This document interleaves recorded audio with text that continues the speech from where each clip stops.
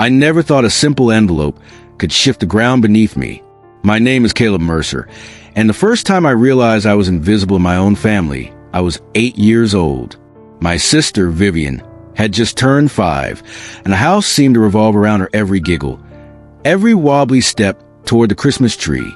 The presents were piled high at her feet, wrapped in colors so vibrant they seemed to mock me, and there I was, standing in the shadow unnoticed. It was the morning of the reading of my parents' will. I had driven across the state the night before, the road slick with rain that made every reflection shimmer like a secret. My suitcase rattled against the pavement as I dragged it into the grand foyer of Mercer Manor. The house had always smelled of polished oak, faint vanilla from my mother's candle collection, and the unmistakable trace of my father's pipe tobacco. But today, it smelled different, like old secrets breathing through cracks in the walls. The lawyer, a thin man named Malcolm Reed, cleared his throat at the top of the stairs. He held a stack of papers, leather-bound, corners fraying, the weight of it somehow more than physical. As stipulated by the will, there is a no-contest clause, he said. His voice echoed against the high ceilings, cutting through the low murmur of relatives. I gripped my suitcase handle, nails pressing into worn leather, and felt a familiar tightness coil in my stomach. Vivian's eyes sparkled when Malcolm handed her the keys to a brand new Tesla, cherry red, sleek, as if it had rolled straight out of a glossy magazine. My parents beamed as she hugged them, a perfect picture of what they wanted everyone to believe love looked like. Then Malcolm's gaze fell on me, Caleb Mercer, inheritor of a $1 in a small, battered suitcase. The room froze. My mother's smile stretched thin, practiced, like she had just handed me a gift. My father took another sip of wine, eyes sliding over me as if I were an inconvenient shadow on the wall. The suitcase, soft leather frayed at the edges, slid toward me across the polished floor.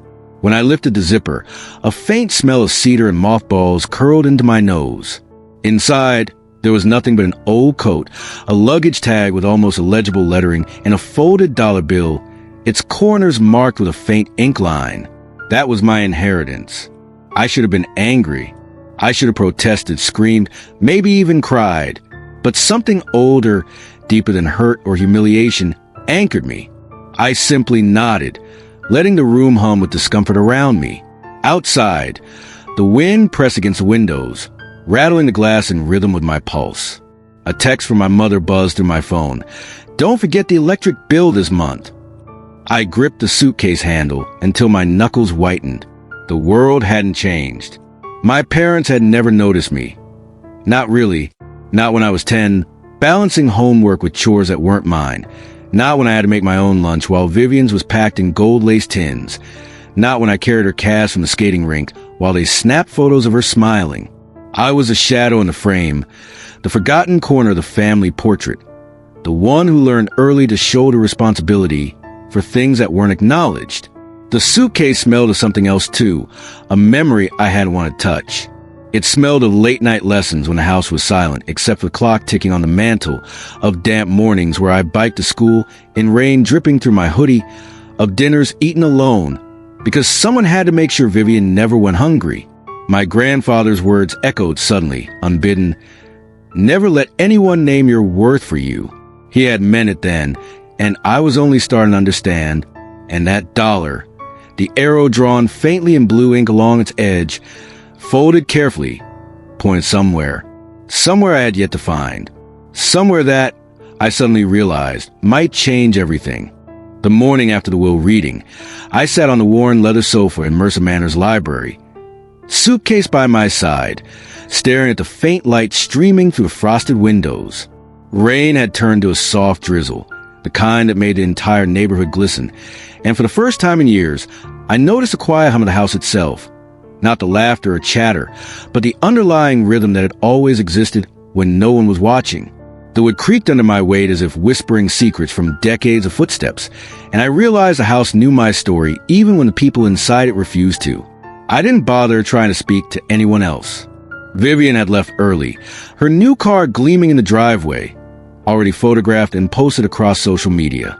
My parents were busy checking their phones, pretending the world outside didn't exist, or more accurately, pretending I didn't. I had learned long ago that their version of love came wrapped in attention, and I was not the recipient. I wasn't meant to be. I opened the suitcase again. The coat, thin and frayed at the edges, smelled faintly of cedar, of winters long past. I let my fingers trace the luggage tag, the faint lettering barely visible. See, gain, something else obscured by years of fading ink. The dollar, folded into that precise arrow, was now pressing against my palm like a tiny compass, pointing somewhere, though I didn't yet know where. I realized that the dollar wasn't just currency. It was a message, an inheritance far larger than any car, any estate.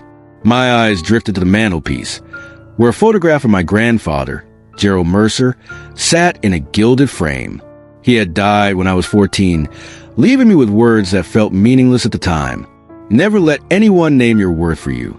Back then, I had thought he meant pride or stubbornness or the small victories I had claimed on my own. Now, staring at the suitcase, I understood that he had left me a puzzle, a map hidden in the guise of an insult, a single dollar and a worn piece of luggage. Hours passed in silence. I traced the folds of the dollar, feeling the pressure points of crease, imagining the hand that had folded it, the eyes that had drawn the line in blue ink. Every detail mattered because this was my inheritance in a way my family could never understand. It wasn't about money or possessions. It was about clarity, a path to seeing the truth that had been invisible to me my entire life. I left the house without saying goodbye. The rain had stopped, leaving the streets wet and shining under a diffused gray light. I carried the suitcase with me as I walked past a familiar yet foreign neighborhood. Houses I had grown up with looked different now, stripped of the warmth that my parents had carefully staged. I passed by the park where Vivian had learned to ride her bike, remembering how I had always held the back of the seat, guiding her, unnoticed, while my parents clapped and photographed every wobble. I realized that being invisible had taught me to observe, to understand, to notice things that others overlooked. Back at my small apartment in Seattle, I laid the suitcase on the drafting table I had claimed as mine. The city hummed beyond the window, a mix of distant car horns and the faint sound of ferries crossing the bay. I spread the contents of the suitcase out carefully. The coat, the tag, the dollar, each item became a piece of evidence, a clue in a mystery that had begun decades before I was born.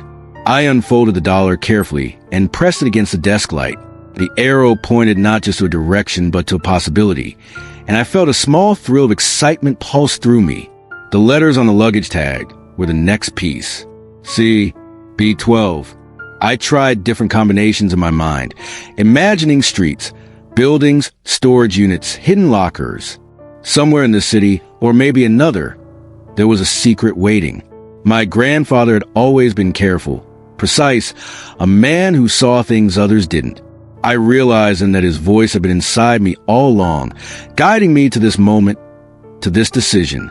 I called my friend, Simon, who had always been good at puzzles and codes, the kind of person who could take a mess of numbers and letters and turn them into a map. I told him what I had found. The suitcase, the dollar, the tag, and he immediately understood the stakes. "Caleb," he said, voice low and tense, "this isn't just a suitcase. It's a key. You need to follow it before someone else does." That night, I couldn't sleep. The rain had returned, drumming against the window like a distant drumline, and my mind was alive with possibilities. I traced the folds of the dollar again, feeling the line of ink press into my skin, imagining the hand that had placed it there. The suitcase seemed to vibrate under my fingertips, almost alive, as if urging me forward. My grandfather had left me something more than memories. He had left me a chance to claim my story, to rewrite the narrative that had always been dictated by the shadow of others. And so, when dawn came, I packed a small bag, leaving the apartment empty except for the drafting table and the suitcase. I didn't need to tell anyone where I was going. The city had always been mine in ways my family refused to see. I carried the suitcase like a talisman, its leather worn but strong, its contents small but potent with possibility. Somewhere out there was a next step, and I knew, deep in my bones, that I couldn't wait any longer. The first leg of a journey that would unearth every secret, every injustice, every hidden truth about my family was about to begin. The streets of Seattle were damp and glimmered under the early morning fog, the kind of fog that seemed to carry echoes of every footstep ever taken on these sidewalks. I pulled the suitcase tighter against my side, its weight familiar, grounding, a reminder that I wasn't just walking through a city. I was walking through a lifetime of obscure truths. CB12. That combination repeated in my mind like a mantra, a puzzle I couldn't afford to ignore. I began at the waterfront, where old warehouses leaned like tired sentinels over the bay. The smell of salt and diesel mixed with the faint aroma of roasted coffee from street carts, a scent that reminded me of my grandfather and the stories he'd tell me while sipping espresso from chipped porcelain cups. He had loved this city for reasons I was only beginning to understand. The fog hid the streets in a soft, mysterious blur, perfect for secrets and the people who kept them. Simon had suggested I check out the old storage facilities along Pier 55. According to city records, there were several units still registered under names connected to my grandfather, many of which were overdue on payments. I followed the pier, boots tapping softly on the wet wooden boards, mist curling around the edges of my coat. The air was thick, almost alive, buzzing faintly in my ears. I imagined him here, decades ago, leaving instructions hidden in a way only I could discover, only I could interpret. The first facility I found was a squat, corrugated metal building, its paint peeling in large flakes, exposing layers of rust beneath. A faded sign declared it Pier Storage Company. I slid the suitcase off my shoulder and examined the numbered doors. Units 1 through 50, each with a lock that had been weathered by rain and neglect. And there it was, B12, a small, almost insignificant-looking door, metal dull by time, with a lock dangling from its hasp like a forgotten sentinel. My pulse quickened. I pressed my palm to the cold metal, feeling a strange vibration, as though the building itself recognized me. The key in my pocket fit perfectly. I turned it slowly, the tumblers clicking with a deliberate cadence. The lock gave way, and I pulled the door open. Dust rose in lazy clouds, the smell of old paper, cedar, and something metallic filling my nostrils. Boxes, crates, and trunks stacked haphazardly, each labeled in my grandfather's meticulous handwriting. I ran my fingers along the labels, feeling the faint grooves of ink that had left impressions over time. Most were mundane, books, tools, photographs, but one box caught my eye immediately. Its label was worn, the letters calm, barely visible. Inside the crate was a treasure of memories, small objects that seemed insignificant to anyone else but screamed of intimacy and intention to me.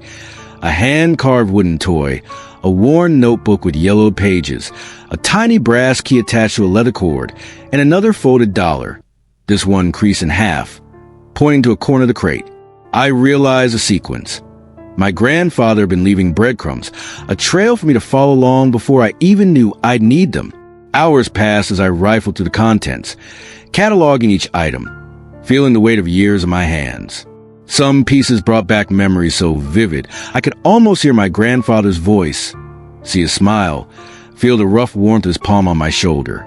Others were puzzles, coded messages, and faded photographs hinting at places and people I had never known existed. One photograph showed a young man, strikingly similar to my grandfather, standing beside a building that seemed familiar but distant, almost like a shadow from a half-remembered dream. By the time I left the storage unit, the fog had lifted slightly, sunlight bleeding weakly through the clouds. I carried the crate back to my apartment, my mind racing with possibilities. Each item felt alive, as though demanding that I understand its purpose. The dollar bills, the keys, the photographs, they weren't just objects. They were instructions, a guide to reclaiming a part of my life that had been denied to me. I spent the evening cross-referencing the photographs with maps, tracing routes and addresses, looking for patterns. My apartment smelled of old wood and paper as I spread the crates across the floor, the suitcase open beside me.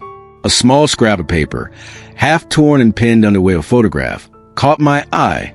Trust the arrow, it read, in handwriting unmistakably my grandfather's. My heart thudded. The arrows, the folded dollars, the keys, they weren't random. They were pointing me somewhere, leading me through a hidden narrative of my own life. And then at 2:14 a.m., my phone buzzed. A message from Simon, short and urgent. I found something in the city archives. Call me. My hand shook slightly as I dialed his number. He spoke quickly, nearly in a whisper, giving me instructions that made my pulse race. There was a private box, another unit registered on the same name, and evidence suggested it had been untouched for decades. Caleb, he said, this isn't just inheritance. It's a legacy, something your grandfather built for you that your family tried to hide. I sat back, suitcase and crate by my side, letting the weight of discovery settle. The journey had only just begun, but for the first time in my life, I felt a direction, a purpose that was mine alone. I realized that the smallest items, a battered suitcase, a few dollars, a hand-carved toy, could carry more truth than the grandest gestures of love, more justice than it ever could. The map was unfolding, and for the first time, I wasn't invisible anymore. The next morning, the city felt different. Less like a collection of streets and buildings, more like a living labyrinth with secrets stitched into every alley, doorway, and shadow. I carried the suitcase and crate through the damp streets, the asphalt glistening from overnight rain. My senses were heightened, the ordinary noises of traffic and distant footsteps taking on the weight of possibility. Every honk, every creak of a sidewalk grate seemed like part of a larger rhythm, a coded message my grandfather had woven into the fabric of the city itself. Simon had directed me to an old part of the waterfront, where warehouses had been converted into lofts and storage facilities.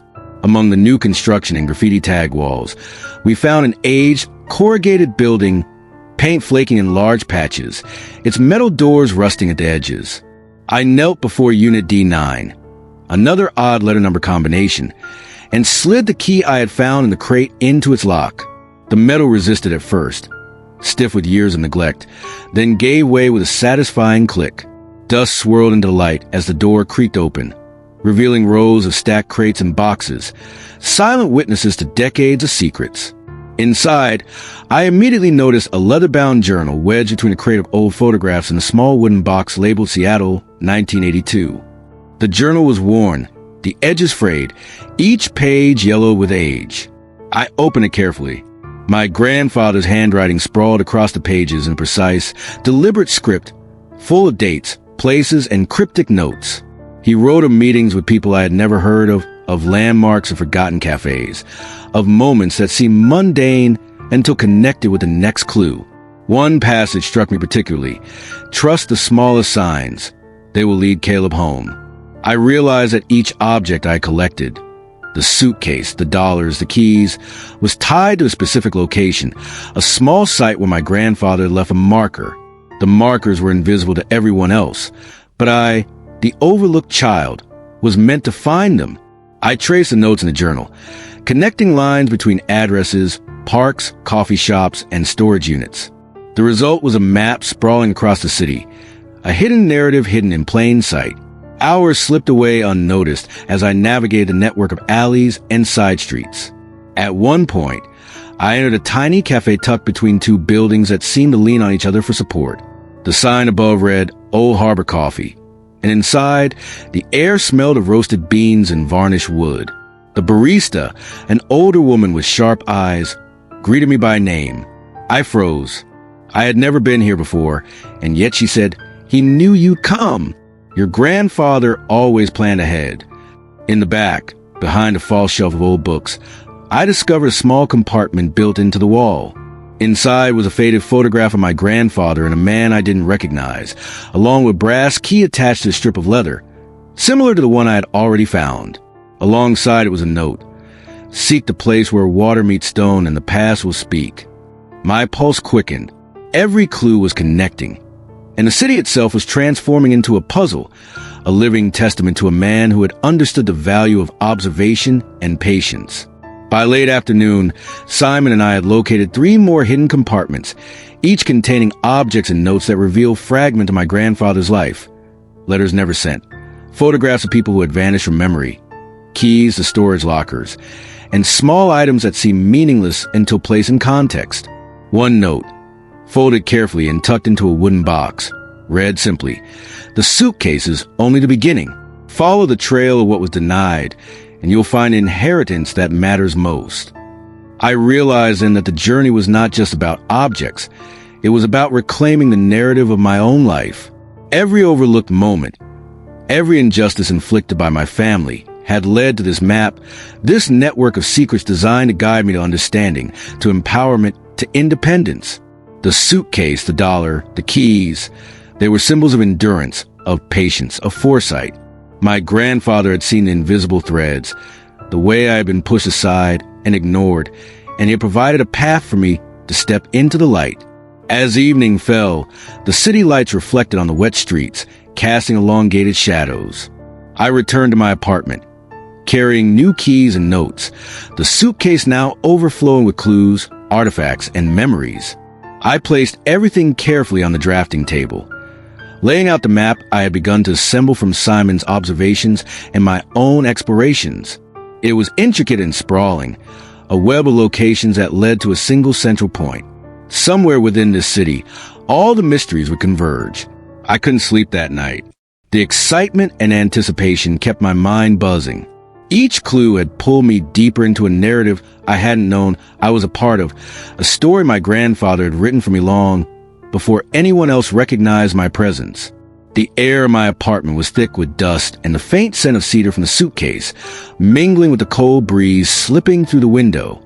I traced the lines on the map, following the path from one hidden compartment to the next, until I finally understood the design, a journey through my grandfather's memories, through my own overlooked past, leading to a revelation that would change everything. And for the first time in my life, I felt something my family had never allowed me to feel, that my existence mattered. Every injustice, every overlooked birthday, every unacknowledged effort had not been in vain. I was not invisible. I was part of a story that had been waiting for me, hidden in plain sight, carried in a suitcase, a dollar, and the memory of a man who had understood the power of foresight. The next morning, Seattle woke under a thick layer of cloud, the kind of gray that pressed down on rooftops and made even the familiar streets feel unfamiliar. I slipped the suitcase over my shoulder and carried the crate from the apartment, the weight anchoring me to a purpose I had only begun to understand. Simon had insisted we move quickly. Someone else could be monitoring these storage facilities, someone who didn't want me digging through my grandfather's hidden past. The idea made my stomach twist, but it also sharpened my focus. Fear, oddly enough, was motivating. We started at an older district near the industrial pier, where brick buildings leaned on each other like old friends and alleyways whispered secrets. The key I had found in the crate fit another storage locker, marked H17, hidden behind a facade of stacked pallets and rusted metal doors. Simon and I moved cautiously, the city around us suddenly alive with possibility and threat. My heart pounded as I inserted the key and turned it, the tumblers clicking under my fingers. The lock gave way, and the door swung open into darkness. Dust motes danced in the slanting sunlight, and the air smelled like decay mixed with cedar and coffee grounds.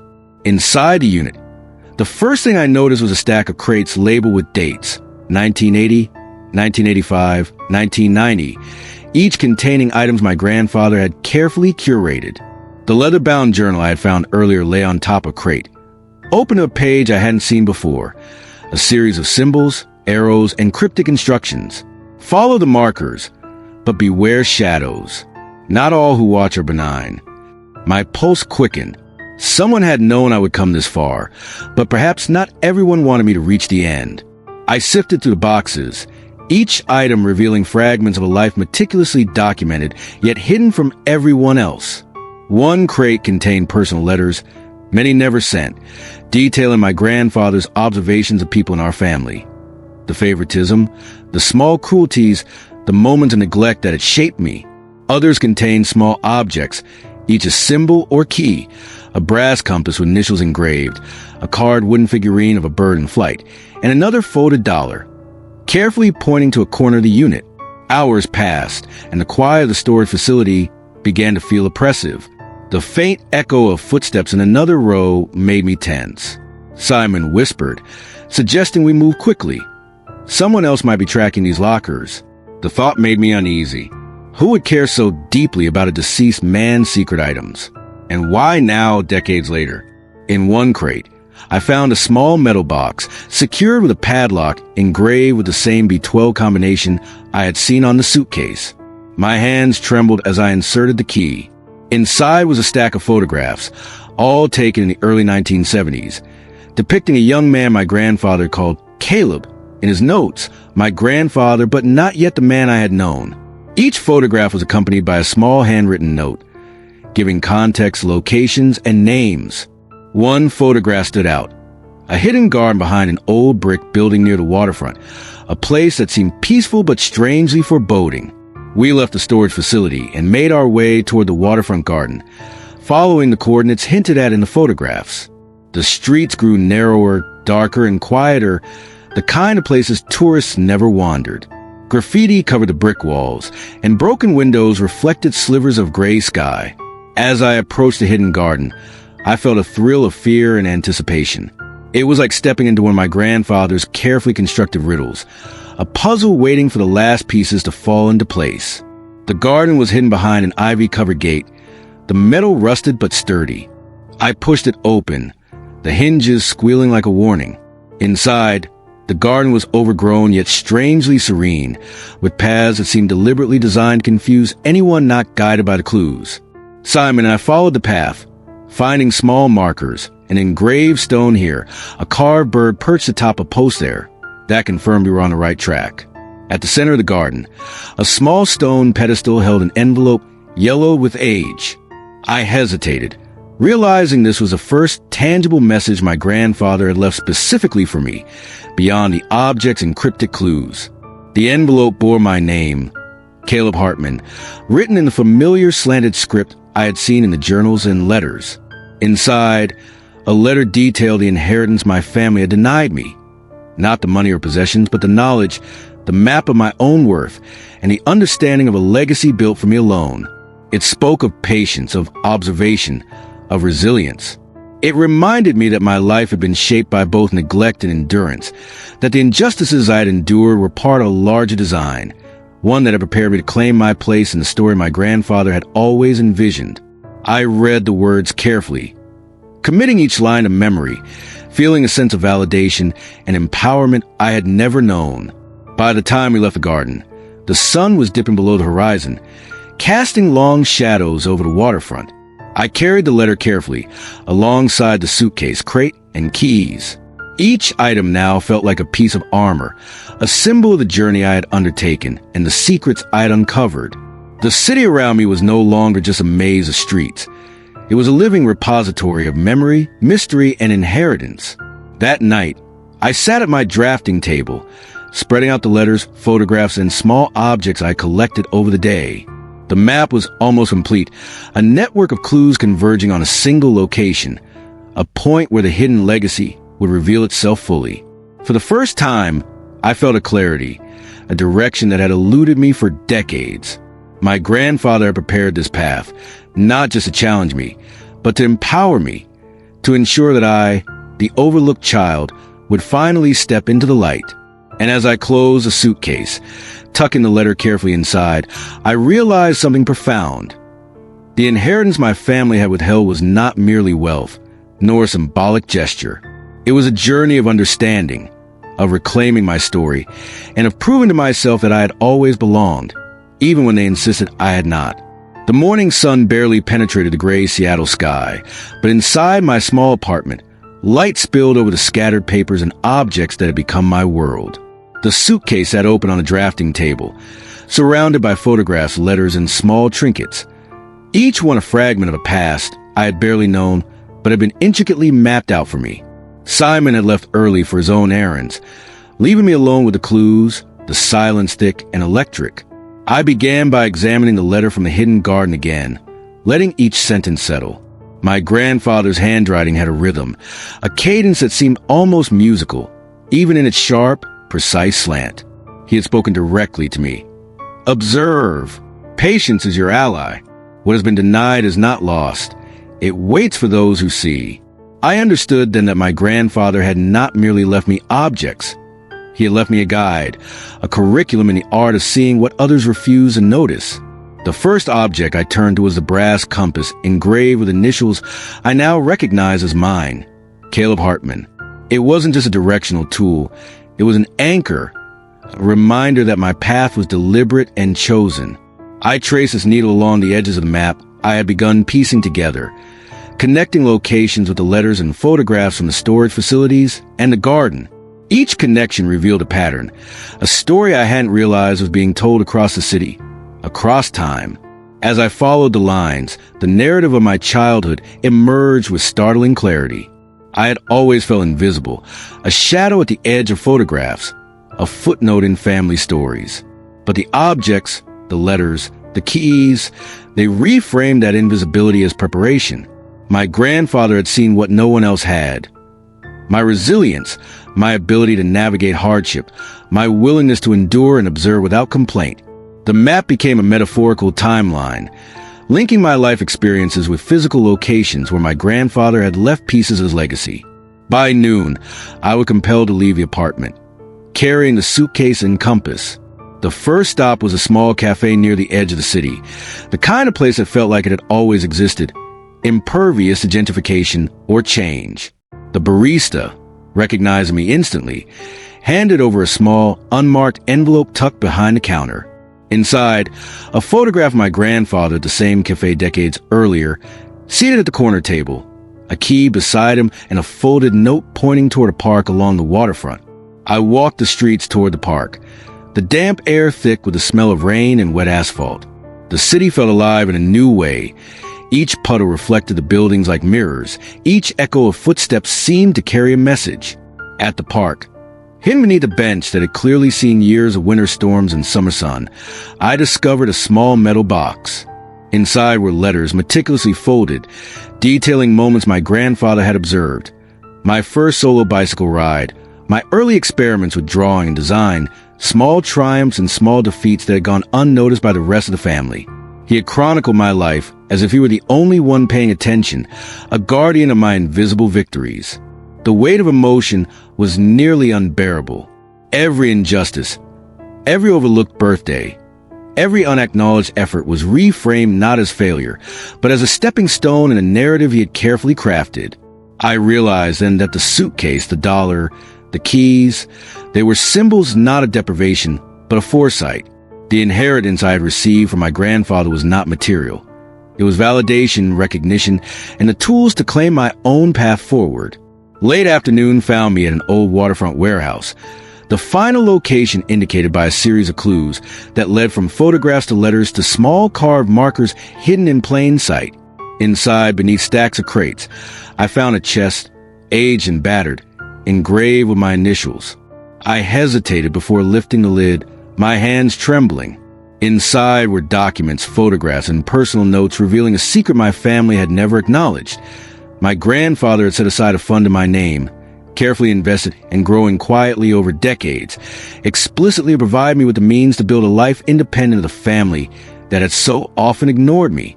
I read the documents in silence, feeling a mix of anger, relief, and disbelief. The money, the letters, the compass, the suitcase, they were all part of a single plan designed to ensure that I could never again be diminished by neglect or favoritism. My grandfather had understood what I could not yet fully grasp as a child, that my worth was never determined by the recognition of others, but by the steps I took to claim it for myself. By evening, I returned to my apartment, exhausted but exhilarated. I carefully repacked the chest of treasures into the suitcase, noting each item with precision. The map was complete, each clue accounted for, each message absorbed.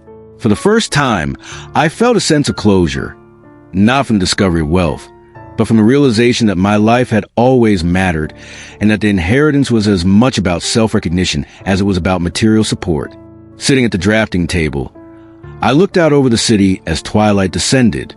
The rain had stopped, and the streets glimmered under the streetlights, reflections dancing like fragments of memory. I realized that the journey was not over. There were still decisions to be made, paths to pursue, and the life I would now build with the validation and guidance of my grandfather. But for the first time, I felt agency, a sense that I was no longer defined by neglect or comparison.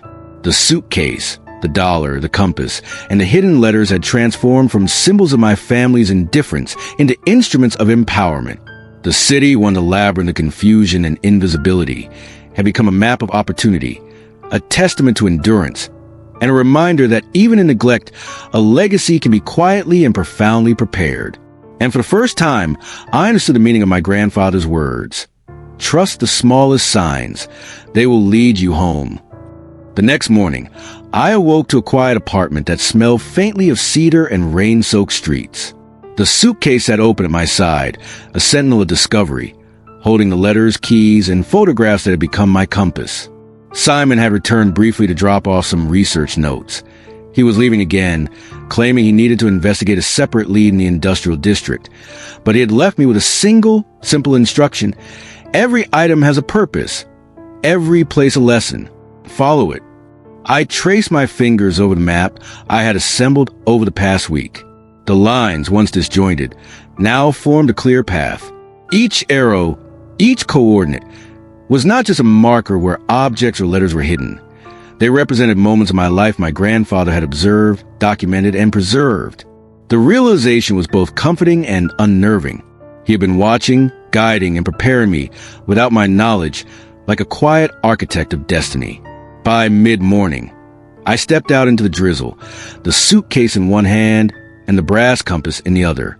Seattle's streets were empty enough to let my thoughts expand, letting me reflect on the absurdity and brilliance of my grandfather's planning.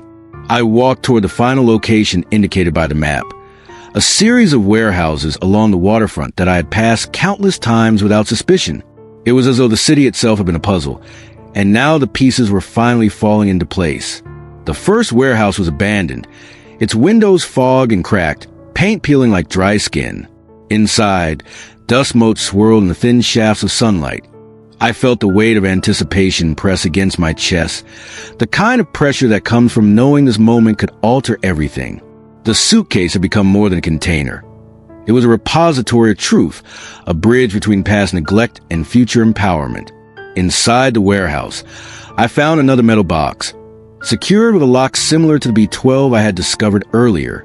This one required not only the key, but a combination derived from the numbers stitched into one of the old letters. Hands shaking, I worked the mechanism, my mind racing as the tumblers fell into place. When the lid finally lifted, the contents revealed themselves. Blueprints, journals, and personal items that documented my grandfather's hidden life, his quiet resistance to the inequities he had observed in our family, and his plan to ensure I would never be invisible again. Among the items, one journal stood out, a record of his thoughts about me specifically.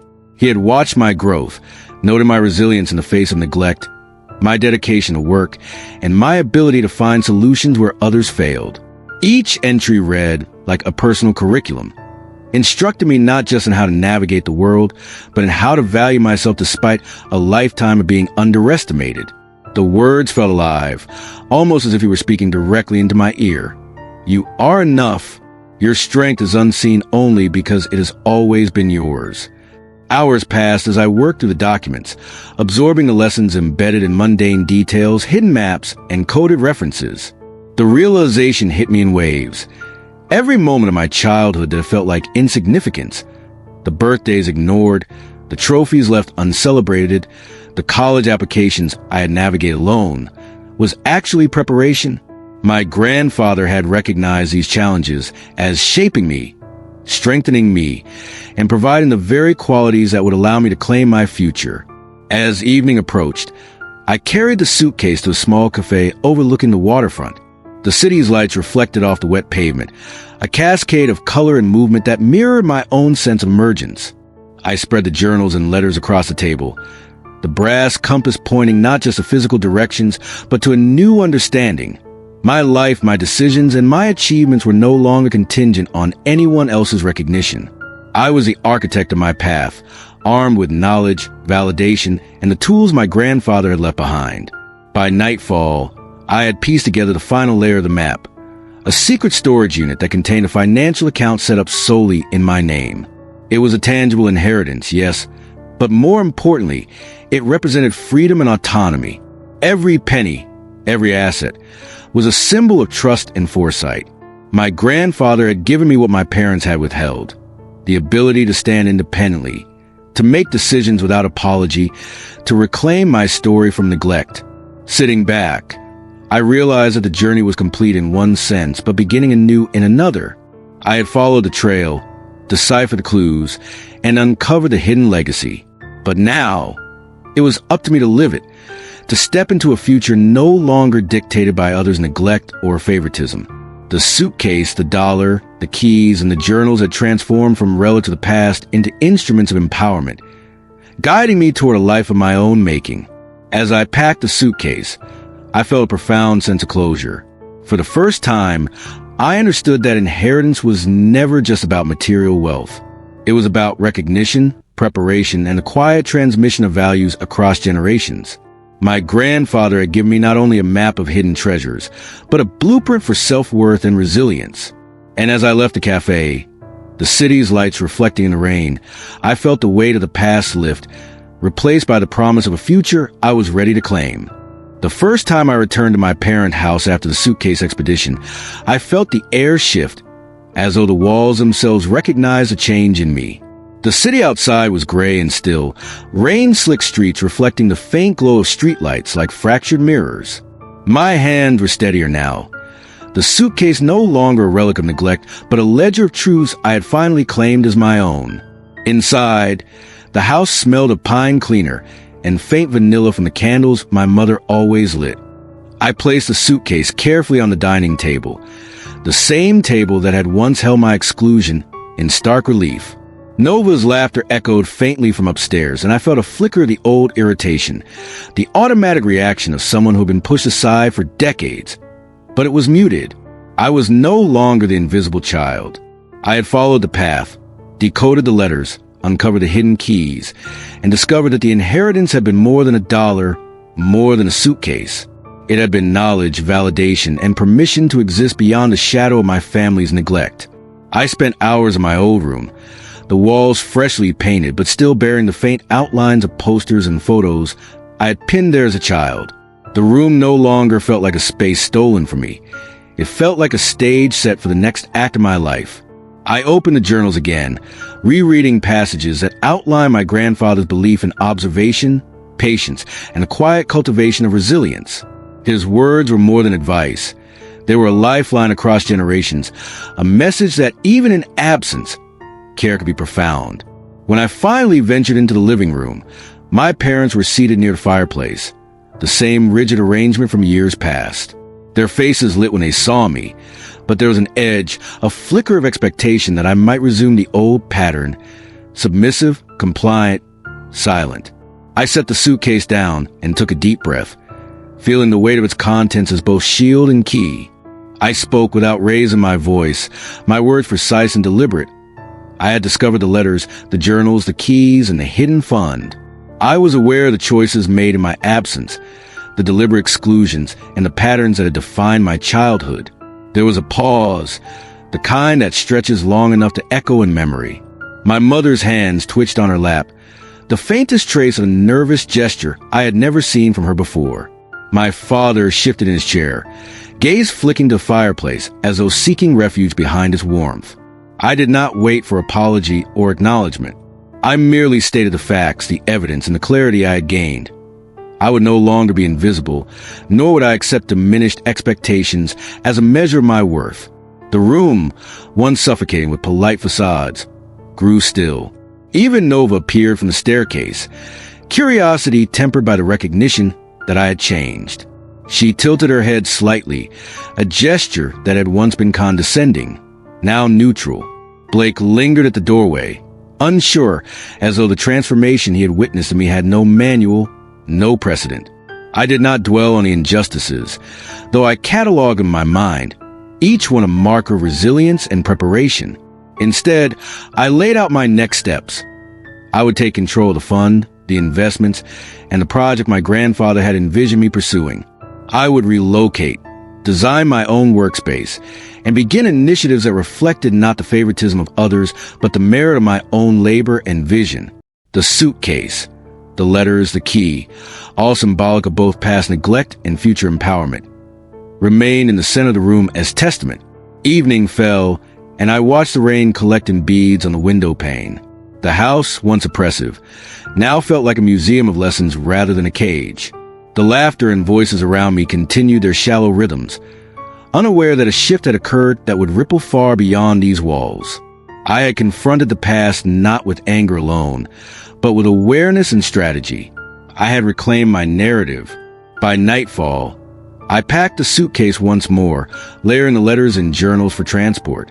I felt a sense of liberation, a quiet joy in the recognition that my grandfather had provided the ultimate inheritance: self-determination. The utility bills, the overlooked birthdays, the absence of acknowledgement, all were now reframed as signposts that guided me to this moment of clarity. Walking out of the house, the suitcase heavy but empowering, I glanced back one last time. I felt neither bitterness nor vengeance, only understanding and resolve. I had been handed not just a physical inheritance, but a set of instructions for life. Observe, endure, act deliberately, and never allow others to define your worth. I stepped into the night, the wet streets reflecting the glow of possibility. The past had taught me well. Now the future awaited, ready to be claimed. The first morning in my new apartment smelled like fresh paint and rain on asphalt. The sunlight cut to the thin blinds in long, sharp beams, illuminating the dust motes that danced lazily in the air. I had placed the suitcase carefully by the drafting table, its contents now organized, cataloged, and ready to guide the next phase of my life.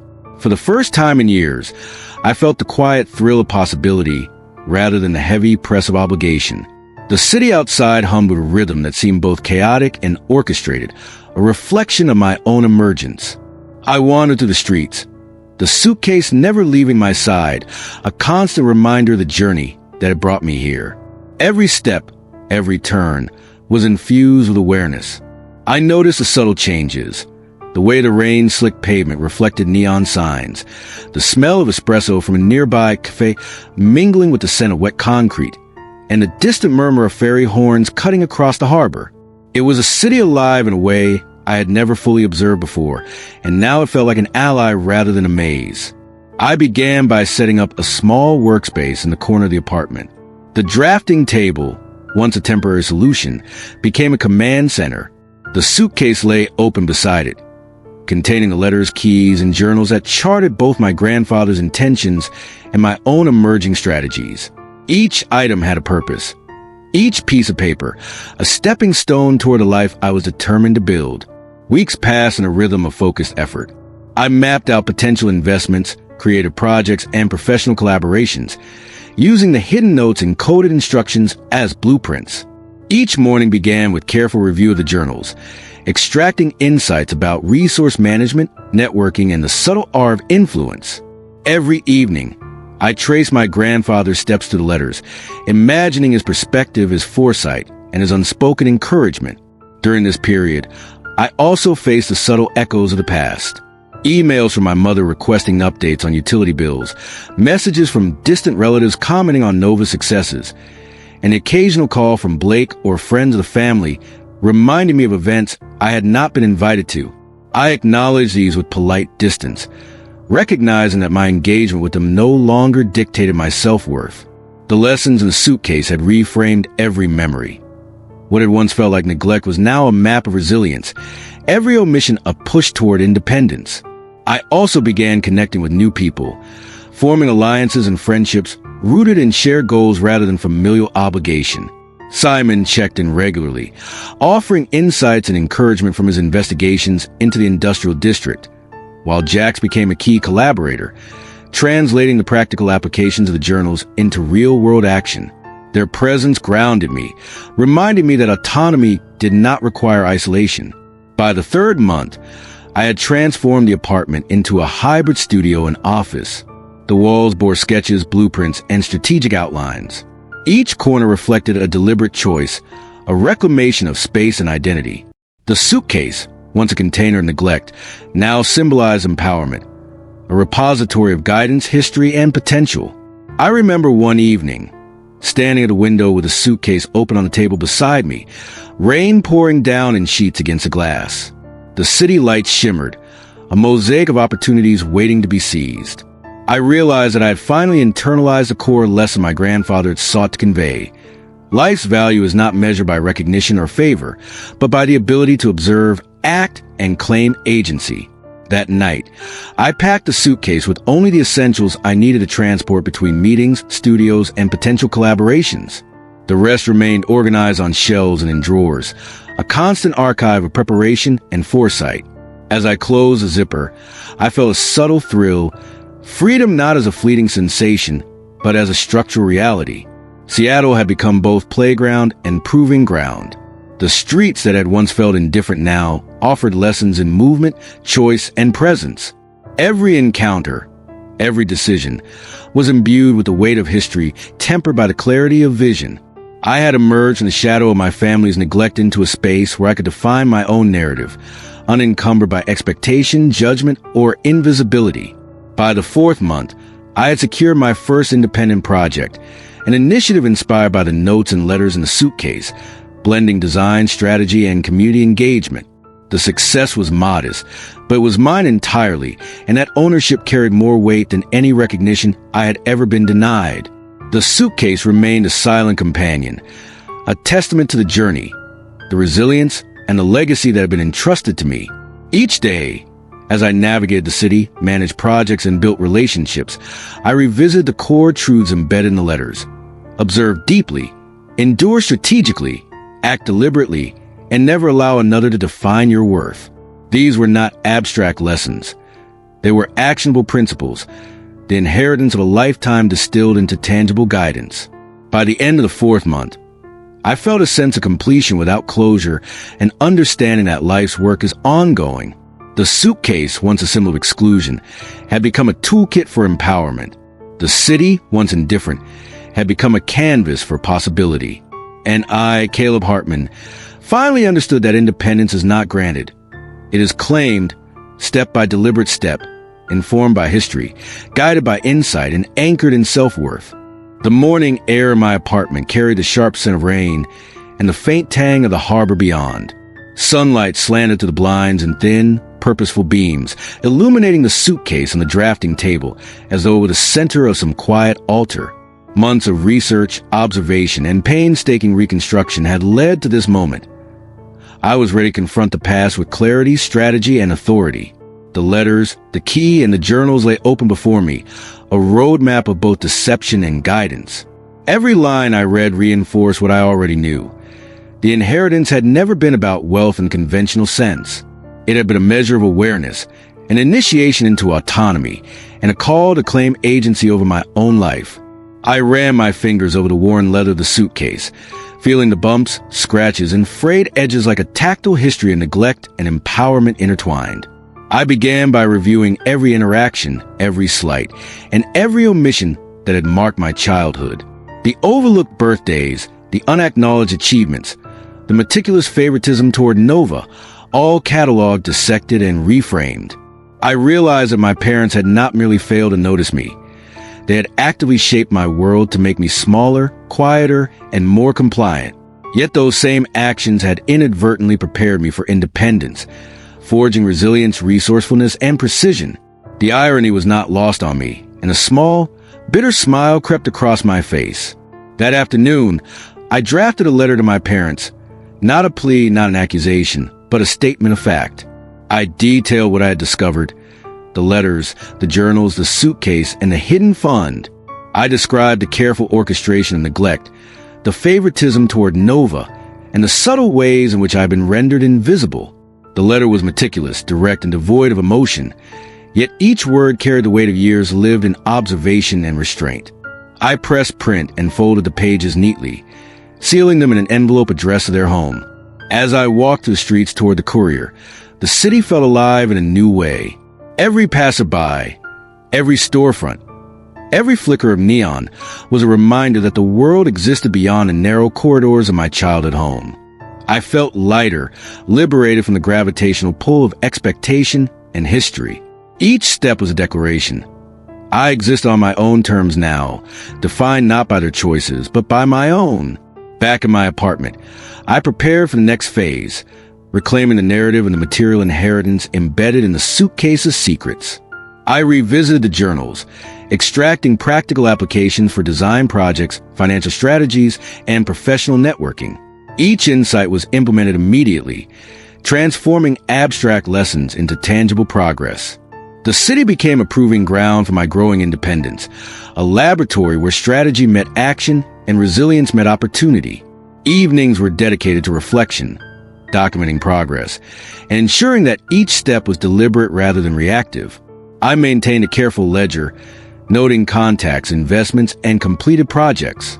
The suitcase remained open beside me, its contents organized and codified, a constant reminder of the past as a guide rather than a chain.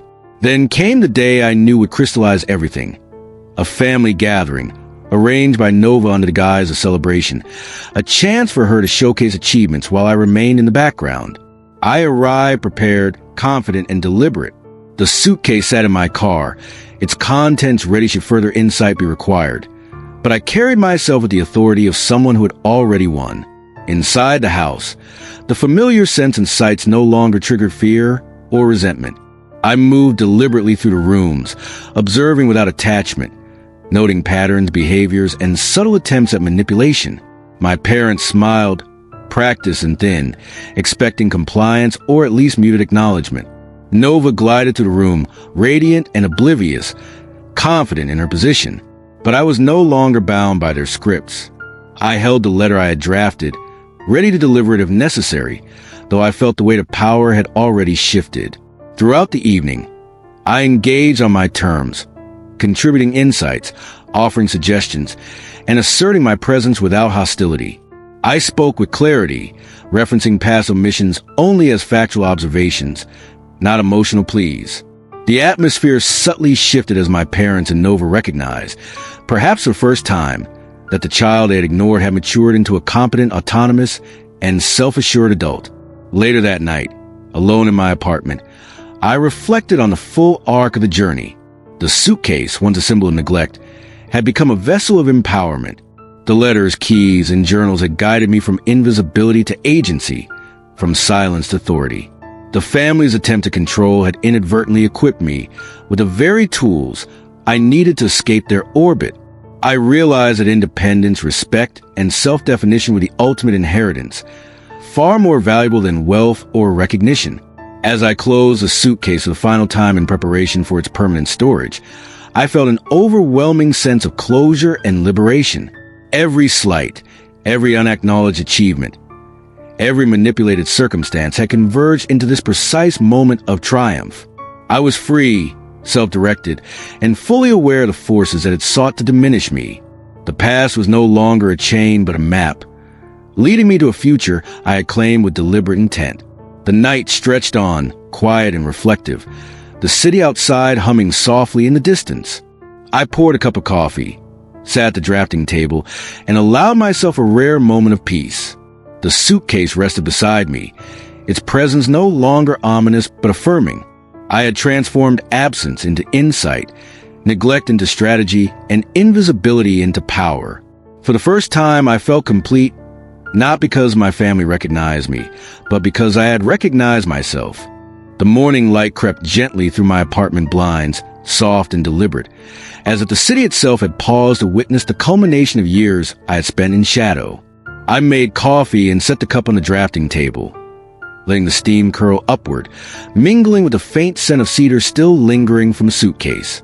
It was here, in this quiet ritual, that I realized how far I had come. The suitcase no longer represented neglect or the weight of family's dismissal. It had become a symbol of continuity, guidance, and empowerment. I walked to the window and looked out over the harbor. Boats bobbed gently in the early tide, gulls wheeling and crying above, and the soft hum of distant traffic reminded me that life flowed independently of anyone else's plans or expectations. For the first time, I felt truly untethered. The years of invisibility, the constant comparison to Nova, and the subtle erasure of my achievements had shaped me, but they no longer defined me. They were mere coordinates on a map I had now learned to navigate on my own. Packing had become a ritual in itself. Not the hurried, resentful packing of childhood, but deliberate, methodical, and reflective. I prepared for a move, both literal and metaphorical. The journals, letters, and keys had taught me patience, observation, and the value of foresight. I labeled each item, sorted each document, and cataloged each memory. Even the $1 folded into an arrow, once a mocking gesture, now served as a compass pointing me toward autonomy and clarity. I spent the day walking through familiar streets, seeing them for the first time without the filter of family expectation. Cafes, bookstores, and the quiet corners of parks became stages for reflection.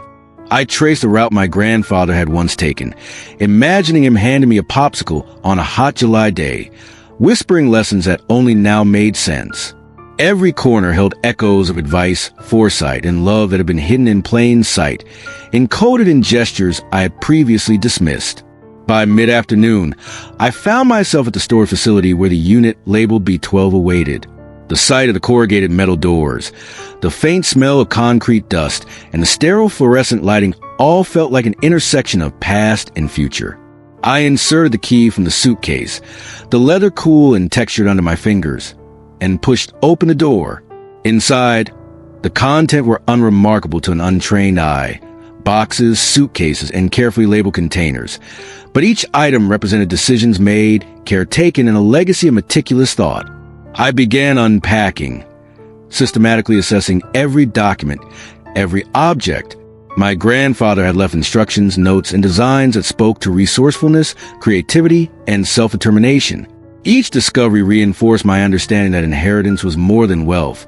It was insight, foresight, and the ability to act independently. It was guidance that could not be handed down directly, but only uncovered by those willing to observe, reflect, and pursue truth with determination. Evenings became a time of consolidation.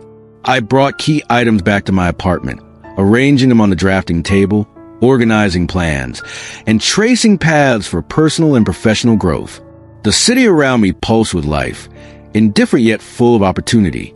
I realized that every challenge I had endured, the neglect, the comparisons, the invisible labor youth, had prepared me for this moment. My independence was not simply achieved. It had been forged through resilience, observation, and strategic patience. I reflected on my family once more, the memories of Nova, my parents, and the repeated dismissals. The anger, the disappointment, the hurt remained, but they no longer held power over me. I recognized them as elements of narrative that belonged to the past, a story that had shaped me but no longer constrained me. My value, my achievements, and my happiness were mine to define, untethered by comparison or expectation. Night fell, and I sat at the drafting table. The suitcase finally closed beside me, its role in my life complete. I traced the journey from that first moment in the living room, receiving a battered suitcase and a single dollar, to this point of self-determination. The snow that had once muffled my childhood neighborhood, the letters lost and found, the keys and the journals, all were coordinates leading to a single truth. Autonomy and fulfillment were not granted, they were claimed. I sipped my coffee, savoring its warmth, and for the first time in decades, felt a profound peace. I was no longer the overlooked child, no longer a shadow at the edge of every photograph. I was Caleb Hartman, fully present, fully empowered, and fully alive. The city outside remained vast and different and full of possibility, and I knew that the life I had longed for, built from insight, perseverance, and courage, was only just beginning. The suitcase, now a silent sentinel, reminded me that the past could inform but not imprison. I had uncovered, interpreted, and internalized the lessons meant for me. I had transformed neglect into strategy, invisibility into recognition of self, and hardship into freedom.